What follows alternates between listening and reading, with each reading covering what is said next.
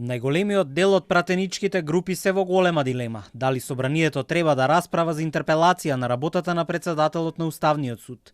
Иницијативата дојде од опозицијата од албанскиот блок, која го обвинува Костадиновски за прекршување на законот за употреба на јазиците.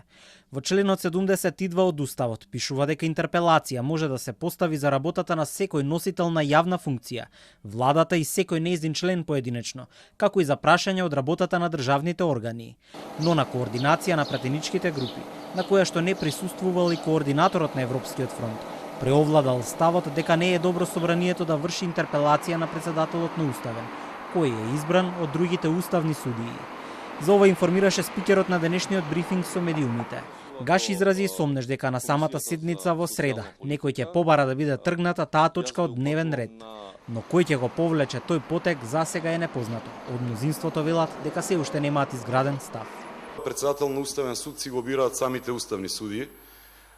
Се уште немаме разговарано на таа тема како пратеничка група да видиме што како, меѓутоа еве сме имали и досега во минатото случаи каде што се изгласувала интерпелација за некој одреден функционер, посебно од делот на судството, каде што гледаме каков е епилогот. Сметам дека треба да ги држиме настрана рацете од судството, самите да одлучат да видиме, а она што е став според работењето или неработењето на уставните судии, треба, сметам, сите заедно да го донесеме.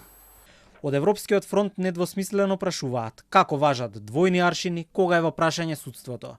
Илир Хасани, која поднесе иницијативата за интерпелација, вели дека опозицијата сака да слушне какви аргументи има во корист на работата на Костадиновски, кога ДОИ нотира крупни прекршувања од негова страна. Ако интерпелација на работата на председателот на Уставен суд е мешање во работата на судството, тогаш како случувањата со судскиот совет не се исто така мешање? Интерпелацијата е механизам кој ни овозможува да ги повикаме да дадат отчет сите функционери.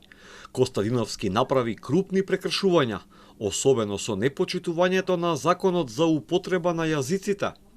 Од Уставниот суд досега веќе јавно се произнесува дека самостојноста и независноста на Уставниот суд и судиите имаат најсилна уставна гаранција, а овластувањето на собранието завршува со мирниот избор.